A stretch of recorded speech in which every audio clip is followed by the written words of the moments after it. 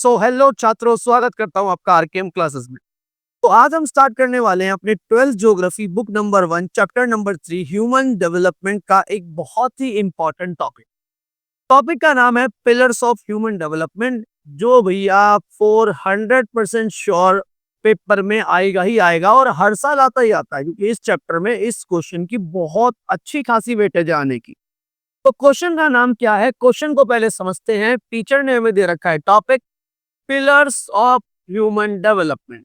अब बेसिक सी बात है, इसको पिलर्स क्यों बोला गया। देखिए, स्टार्टिंग के टाइम पर यहाँ पर पिलर्स की जगह पर यूज होते थे कंपोनेंट्स। जब पहले की एनसीईआरटी थी या पहले के जो हमारे पास कोर्स था, सिलेबस था, उसके अंदर यहाँ पर एक वर्ड यूज होता था कंपोनेंट्स। कंपोनेंट्स का मतलब होता है पार्ट्स, घटक होते हैं। तो कंपोनेंट्स हटाकर पिलर्स क्यों वर्ड यूज किया गया। देखिए जी, हमारे पास ह्यूमन डेवलपमेंट के 4 कंपोनेंट्स थे। मतलब ये होता है कि मेरी बॉडी में हाथ, पैर, मुंह, नाक, कान, आंख, ये मेरी बॉडी के कंपोनेंट्स है। अगर इनमें से कोई भी एक नहीं होगा तो मेरी बॉडी अधूरी है, मैं सही से एक ह्यूमन नहीं बन पाऊंगा, मुझे डिसेबिलिटी का टैग मिल जाएगा। ऐसे ही हमारे पास जो ह्यूमन डेवलपमेंट है उसके अंदर अगर 4 चीजें नहीं होंगी, आपने अगर ह्यूमन डेवलपमेंट के साथ ये 4 चीजें नहीं दी, तो इसका मतलब आपका ह्यूमन डेवलपमेंट अधूरा है, उसे ह्यूमन डेवलपमेंट नहीं कह सकते।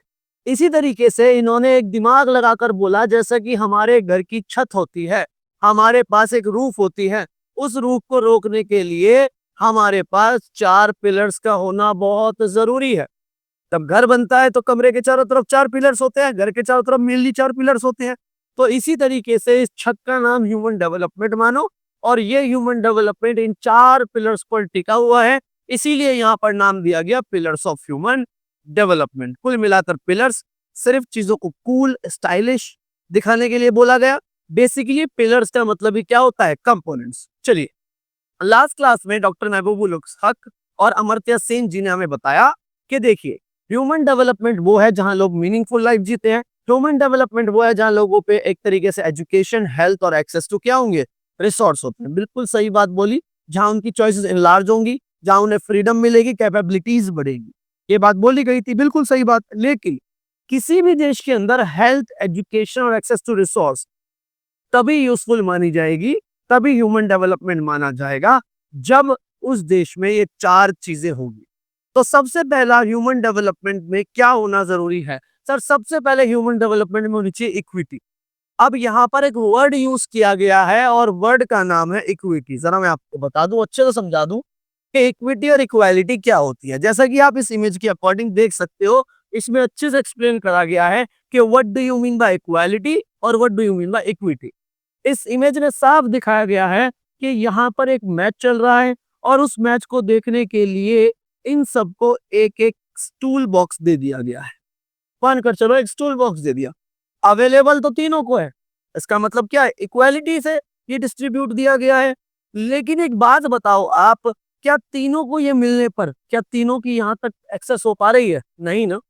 तो सर, इक्वालिटी का मतलब होता है चीजों को दे देना, कि देश में एजुकेशन है, हमने सबको दे रखी है भाई, लड़का लड़की, हिंदू मुस्लिम, शहर गांव, सबको दे रखी है, इक्वालिटी है। लेकिन नहीं, इक्वालिटी नहीं चाहिए, इक्विटी चाहिए। इक्विटी का मतलब होता है वो अपॉर्चुनिटीज हर किसी तक पहुंचाना जो देश के अंदर अवेलेबल है। मींस जैसे ये बंदा है, इसको क्या स्टूल की नीड थी? नहीं, तो इसको नहीं दी। ये लड़की है, इसको स्टूल की नीड थी, तो इसे एक स्टूल दिया। लेकिन ये जो यहाँ पर बच्चा बालक बैठा हुआ है, इसको एक अच्छा खासा ऊंचा स्टूल दिया है, क्योंकि इसकी हाइट कम है, दैट्स वाई इसे यहाँ तक एक्सेस हो पा रही है। तो इक्वालिटी में तीनों को एक्सेस नहीं हो पा रही थी, लेकिन जब इक्विटी के अकॉर्डिंग चीजों को दिया गया तो तीनों को यहाँ पर क्या हो गई, एक्सेस हो गई, तीनों को अपॉर्चुनिटी मिल गई। तो इक्विटी और इक्वालिटी दोनों अलग अलग टर्म्स है। Equality means available, equity means access to opportunity for everyone. तो इक्विटी का मतलब होता है equal access to opportunity for every individual. हर किसी को इक्वल एक्सेस देना अपॉर्चुनिटी को क्या कहलाता है, इक्विटी। अब इक्विटी काम कब करेगी, जब देश के अंदर डिस्क्रिमिनेशन नहीं होगा, जब देश में अपॉर्चुनिटीज देते वक्त ना जेंडर पूछा जाए, ना कास्ट पूछी जाए, ना धर्म देखा जाए, ना कुछ और देखा जाए, ना गांव शहर देखा जाए, तो क्या बोलता है, the opportunities available to people should be क्या होनी चाहिए, इक्वल। इक्वल कब होगा, जब without any discrimination on the basis of sex, race, income, और इंडिया में सबसे ज्यादा क्या होता है, कास्ट के ऊपर। अब हम वर्ल्ड ज्योग्राफी पढ़ रहे हैं क्योंकि फंडामेंटल ऑफ ह्यूमन ज्योग्राफी, लेकिन फंडामेंटल ऑफ ह्यूमन ज्योग्राफी में कॉन्टेक्स्ट दे रखा है इंडिया का। हमारे इंडिया में आज भी लोग रूढ़िवादी सोच है, आज भी लोग प्रिमिटिव थॉट से जीते हैं, प्रिमिटिव कल्चर में जी रहे हैं। तो आज भी हमारी सोच क्या है कि बहुत सारे इंडिया में वुमेन और people from socially and economically backward class, socially का मतलब गरीब, सॉरी सोशली का मतलब छोटी जाति है, इकोनॉमिकल का मतलब होता है गरीब। ये जो बैकवर्ड क्लास के लोग हैं वो बहुत ज्यादा नंबर्स में, लार्ज नंबर में स्कूल ड्रॉप आउट्स होते हैं। सर स्कूल ड्रॉप आउट्स का मतलब क्या है? स्कूल ड्रॉप आउट्स का मतलब होता है कि स्कूल तो गए थे, दाखिला हुआ, एडमिशन हुआ, लेकिन स्कूल कंप्लीट होने से पहले निकाल लिया। जैसे आप गांव देहात में देखते हो या अपने फैमिली में भी देखते हो, अगर आप एक मिडिल क्लास फैमिली से बिलोंग करते हो तो अपनी फैमिली में क्या है, जो कुछ लोग दिखे, मम्मी कितनी पढ़ी हुई है, 5वीं, छठी, 7वीं, 8वीं। क्योंकि गांव देहात में क्या होता है, लड़कियां जब तक एक तरीके से अपनी टीन एज में नहीं पहुंचती तब तक उन्हें पढ़ाया लिखाया जाता है, और जैसे ही वो टीन एज में पहुंचती हैं, जैसे ही भैया उनकी मेंस्ट्रुअल साइकिल स्टार्ट होती है, तो लोगों की ऐसी सोच है कि भाई लड़की अब जवान हो गई, इस लड़की को पढ़ाई लिखाई छुड़वा के अब भैया इसे शादी ब्याह में या घर के चूल्हे चौके में लगा दो, जो कि एक बहुत ही गंदी सोच है। तो देखिए क्या बोलते हैं कि बहुत सारे स्कूल से ड्रॉप आउट है। अब एक बात बताओ, कोई बच्चा 12th क्लास पास करने से पहले स्कूल से निकल गया, क्या वो कॉलेज जा सकता है? नहीं। क्या वो करियर डिसाइड कर सकता है? नहीं। क्या वो अपने ड्रीम अचीव कर सकता है? नहीं। क्या वो पर्पस वाली लाइफ जी सकता है? नहीं। तो चॉइसेस लिमिटेड हो गई ना। तो कहता है, ये दिखाता है, this shows how lack of access to education limit the options, या चॉइसेस भी लिख सकते हैं यहाँ पर, ऑफ दीज क्लासेस। इसलिए इंडिया के अंदर बहुत कम सेक्टर्स में, बहुत कम जगहों पर आपको फीमेल लीड करते हुए दिखे, क्योंकि स्टार्टिंग के स्टेज में ही उनसे वो सारी चॉइसेस छीन ली जाती हैं। तो हमारे देश को अगर डेवलप होना है, किसी भी देश को अगर डेवलप होना है, तो देश में इक्विटी का होना बहुत जरूरी है। समझ आया? Equal access to everyone, for everybody, सबको समानता से हमें अपॉर्चुनिटी देनी चाहिए, कोई डिस्क्रिमिनेशन नहीं करना चाहिए, तभी देश में विकास होगा। आइए, अगला पिलर जो है, जो ह्यूमन डेवलपमेंट को संभालेगा, वो है सस्टेनेबिलिटी। सस्टेनेबिलिटी क्या है सर? सस्टेन का मतलब होता है मेंटेन, मेंटेन का मतलब आज भी और आने वाले टाइम पर भी। तो सस्टेनेबिलिटी क्या है? जैसे आज देश के अंदर अपॉर्चुनिटी है हेल्थ की, एजुकेशन की, मैं कहता हूं जॉब्स की, तो ये सिर्फ अपॉर्चुनिटी आज की जनरेशन पे ना रहे, ये अपॉर्चुनिटीज आने वाली जनरेशन के पास रहे, तभी वो ह्यूमन डेवलपमेंट कहलाया जाएगा।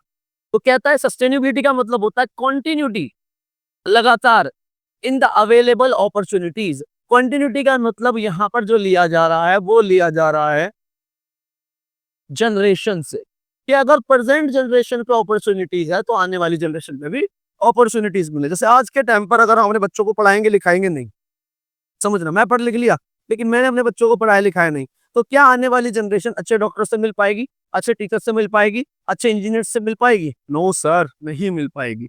मैं पढ़ लिख लिया, मैंने अपने बच्चों को नहीं पढ़ाया लिखाया, ये क्या बात हुई भाई? आपने तो अपॉर्चुनिटीज ले ली लेकिन आपके बच्चों को अपॉर्चुनिटीज नहीं मिली। अगला, every generation gets equal opportunities, और हर जनरेशन को इक्वल अपॉर्चुनिटीज मिलने चाहिए। वो कब मिल पाएगी?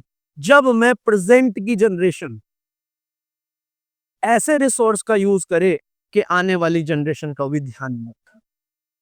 समझे मेरी बात को? अब मैं आपको एक एग्जांपल बताता हूं, सस्टेनेबिलिटी क्या होती है। सस्टेनेबिलिटी समझ रहे हैं? मान कर चलो मेरे पे ये पानी की बोतल है, समझना जरा। अब ये पानी की बोतल पूरी की पूरी भरी हुई है, और मुझे पता है कि थोड़ी देर बाद मेरे घर में कोई मेहमान आने वाला है। ठीक है, इमेजिन करो बस यही पानी है और कोई पानी है ही। अब मेरे घर में कोई मेहमान आने वाला है। ऑप्शन नंबर 1, मैं इस पानी को पूरा का पूरा पी के अपनी प्यास बुझा लूं, मेहमान गया तैसी निकल गया। ये सस्टेनेबिलिटी नहीं है। एक की डिमांड तो पूरी हो गई, एक की रिक्वायरमेंट फुलफिल हो गई, लेकिन आने वाले की डिमांड फुलफिल हो पाई? No sir. अगला ऑप्शन, मैंने कहा भाई मेहमान अति देवो भव, भगवान होता है, मैं ना खुद प्यासा रह लेता हूँ और अपने मेहमान के लिए पानी बचा कर रख लेता हूँ। तो एक बात बताइए, यहाँ मेरी डिमांड फुलफिल हो रही है? क्या मेरी रिक्वायरमेंट फुलफिल हो रही है? नो सर, आपके आने वाले जो मेहमान हैं उनकी रिक्वायरमेंट फुलफिल होगी। तो ये भी सस्टेनेबिलिटी नहीं है। तो सस्टेनेबिलिटी क्या है? मैंने क्या करा, मेरे को प्यास लगी थी, आधी बोतल मैंने खुद पी ली, अपनी प्यास बुझाई, और आधी बोतल आने वाले के लिए रख ली। तो क्या सर ये सस्टेनेबिलिटी है? Yes, that sustainability. सस्टेनेबिलिटी क्यों? क्योंकि भाई मैंने अपनी रिक्वायरमेंट भी फुलफिल करी और आने वाली जनरेशन के बारे में भी सोचा, या आने वाले के बारे में भी सोचा। दैट इज कॉल्ड सस्टेनेबिलिटी, या सस्टेनेबल डेवलपमेंट भी इसको कहते हैं हमारे यहाँ पर। ठीक है जी, चलिए ध्यान देते हैं क्या बोलता है। कहता है all environmental, financial and human resource. Environmental nature, finance का मतलब हमारा पैसा, और ह्यूमन का मतलब ये भी डॉक्टर, टीचर, लॉयर। ये resource should be use keeping in the mind of future generation. हमें रिसोर्स को ऐसे यूज करना चाहिए कि फ्यूचर जनरेशन भी भैया इनका इस्तेमाल करेगी। अगला, अगर हम मिसयूज करते हैं किसी भी रिसोर्स से, आज हमने दिल्ली के अंदर देख लो, हमने क्या कर दिया सर, हमने पूरी की पूरी हवा को जहरीला बना दिया। पहले के टाइम के लोग इतना तंदुरुस्त क्यों है, बुढ़ापे में भी आके घुसड़ मार के छाती फाड़ दे एक जवान। क्यों है सर वो इतना तंदुरुस्त? रीजन ये है कि वो जिस एनवायरनमेंट में पैदा हुए, जिस एनवायरनमेंट में पले बड़े हैं, उनके फेफड़ों में जो सबसे पहली सांस गई वो फ्रेश एयर गई। उन्होंने जो पानी पिया वो बिल्कुल साफ पानी पिया, उसमें कोई भी बाहरी तत्व नहीं था। लेकिन आज का बच्चा जो पैदा हो रहा है, वो सबसे पहले पैदा हो रहा है एक पॉल्यूट एनवायरनमेंट में। जो पानी उसके पेट में जा रहा है वो पॉल्यूट वाटर जा रहा है। जिस एटमोस्फेयर में वो रह रहा है वहां पर डिजीज भर भर के फैली हुई है। तो कैसे हम हट्टे कट्टे बन जाएंगे, कैसे हमारा शरीर तगड़ा बन जाएगा? नहीं बन सकता ना। ये देखो ये इफेक्ट पड़ रहा है। तो पहली जनरेशन बढ़िया थी, लेकिन अब जो जनरेशन है वो खराब हो रही है ना, क्योंकि मिसयूज कर दिया हमने हमारे रिसोर्स का। कहता है misuse of any one of these resource will reduce the opportunities for future generation. बिल्कुल सही बात है। अगर मैं पैसा कमा रहा हूँ और मेरा पैसा कमाने के बाद मैं सारा पैसा खर्च करूँ अपना मस्त इंजॉयमेंट में घुमा रहा हूँ, हवाबाजी चल रही है पूरी की पूरी, लेकिन भैया मैं ये नहीं सोच रहा कि मेरे बच्चे भी तो हैं यार, उनकी पढ़ाई लिखाई भी तो होगी, उनका देख रेख भी तो होगी, मैं उसके बारे में सोच नहीं रहा। तो भाई घाटा किसका होगा? आने वाली जनरेशन का ही तो होगा। तो इसीलिए कहता है every generation should be ensure the availability of the opportunities and choice for the future generation. Her generation को ये इंश्योर करना चाहिए कि आने वाली जनरेशन को भी चॉइसेस मिले और उन्हें अपॉर्चुनिटीज अवेलेबल। समझ आई आपको मेरी बात?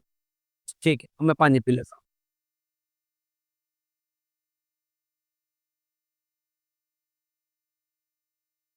आइए भाई, आगे की तरफ बढ़ते हैं।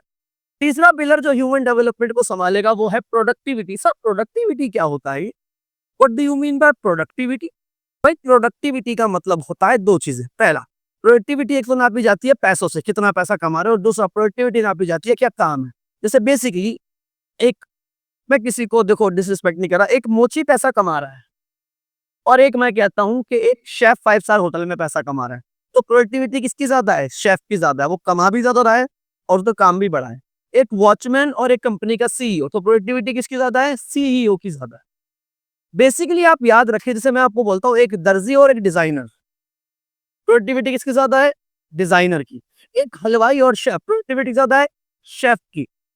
तो सर दोनों काम तो सेम ही कर रहे हैं भाई, काम सेम ही कर रहे हैं, लेकिन दोनों में से एजुकेशन किसके पास है? शेफ के पास है। एजुकेशन किसके पास है? डिजाइनर के पास है। तो जब इंसान के पास एजुकेशन होती है, हेल्थ होती है, तो वो उसकी प्रोडक्टिविटी बढ़ा देती है। तो प्रोडक्टिविटी का मतलब होता है या तो इंसान का काम या वो कितना पैसा कमा रहा है। तो देखिए क्या कहते हैं, productivity means productivity in terms of human labour, वो कितना पैसा कमा रहा है, और या तो भैया ह्यूमन वर्क, वो कितना काम कर रहा है और क्या काम कर रहा है। कैसे बढ़ती है प्रोडक्टिविटी? प्रोडक्टिविटी बढ़ती है जब लोग हेल्थी होते हैं। प्रोडक्टिविटी बढ़ती है जब लोगों के पास क्या होता है? नॉलेज होती है। कहता है productivity should be continuously increase. Productivity को बढ़ाते रहना चाहिए। कैसे? By building human capabilities. Capabilities कैसे बढ़ती है? जैसे मैं ये पढ़ पा रहा हूँ, आई एम कैपेबल। मैं यहाँ पर भैया आपको चिल्ला चिल्ला के गुर्दे फाड़ के पढ़ा पा रहा हूँ। क्यों? क्योंकि I am capable, I am healthy. पढ़ पा रहा हूँ तो आई एम एजुकेटेड। पढ़ा पा रहा हूँ बिकॉज आई एम हेल्थी। तो प्रोडक्टिविटी है या नहीं है? यस सर है। और कहता है अल्टीमेटली जो पीपल होते हैं वो रियल वेल्थ होते हैं कंट्री। पहली क्लास में पढ़ाया था 12th की। तो भैया इस वेल्थ को अच्छा कब किया जाएगा? एफर्ट्स होने चाहिए to increase their knowledge. Knowledge कैसे बढ़ती है सर? एजुकेशन गेन करने से। और provide them better medical facility से उनकी क्या बढ़ेगी सर? उनकी हेल्थ बढ़ेगी। तो जितने हमारे लोग एजुकेट और जितने हमारे लोग हेल्थ होंगे, हेल्थी होंगे, उतनी ही इंप्रूव होगी उनकी एफिशिएंसी। एफिशिएंसी का मतलब क्षमता, काम करना। और जितनी एफिशिएंसी ज्यादा होगी सर, उतनी ही उनकी प्रोडक्टिविटी बढ़ेगी। समझ आया प्रोडक्टिविटी का मतलब क्या होता है? अगला और लास्ट पिलर और हमारा ह्यूमन डेवलपमेंट खड़ा हो जाएगा। ह्यूमन डेवलपमेंट, तो भैया चौथा हमारा ह्यूमन डेवलपमेंट है, वो है एम्पावरमेंट। क्या है? एम्पावरमेंट। एम्पावरमेंट का मतलब हमारे, आपने सोशल मीडिया पे देखा होगा एक वर्ड उछलता रहता है, women empowerment, women empowerment, women empowerment. ये क्यों उछलता है? क्योंकि हमारे इंडिया में महिलाओं को हक नहीं दिए जाते जो हक उन्हें मिलने चाहिए। तो एम्पावरमेंट वर्ड उस वुमेन में से निकाल, मतलब वुमेन से, सॉरी, वुमेन एम्पावरमेंट में से एम्पावरमेंट वर्ड निकाल लीजिए। अब एम्पावरमेंट वर्ड क्या कहता है? एम्पावरमेंट का मतलब होता है शक्ति। कैसी शक्ति? ऐसी शक्ति का होना, ऐसी पावर का होना जो आपको चॉइस मेकिंग पावर दे सके। ऐसी शक्ति जो आपको ये चॉइस दे सके कि आपको क्या करना है, कितना पढ़ना है, कहाँ पढ़ना है, आपको कौन सी सरकार चुननी है, किस सोसाइटी में रहना है और क्या आपका लाइफ का पर्पस है। तो कहता है gaining power to make on choice, अपने खुद के निर्णय लेने की पावर ही क्या कहलाती है?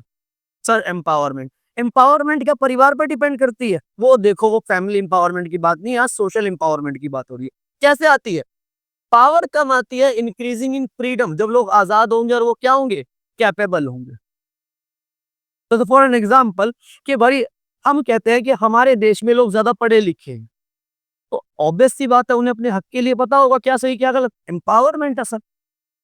अगली बात, एम्पावरमेंट आती है गुड गवर्नेंस, जो अच्छी सरकार होगी, जो लोगों की सुनती है, जो लोगों को पावर देती है कि भाई आपको जो डिसाइड करना है आप करो, आप सरकार चुनो, सोसाइटी चुनो, पढ़ाई करो, हेल्थ लो, कहता है।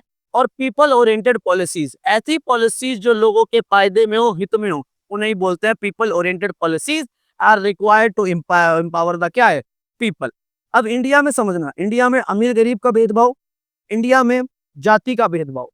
तो इंडिया के अंदर जो एम्पावरमेंट है, वो एम्पावरमेंट सबसे जरूरी पावर किसे देनी चाहिए? इंडिया के एस्पेक्ट में बताना, मेल को या फीमेल को? फीमेल को देनी चाहिए। एम्पावरमेंट किसको मिलनी चाहिए? जो ऊंची जाति पर बैठे हुए, नीची जाति पर बैठे हैं, नीची जाति वालों को सर। एम्पावरमेंट किसे मिलनी चाहिए? अमीर को या गरीब को? गरीब को सर।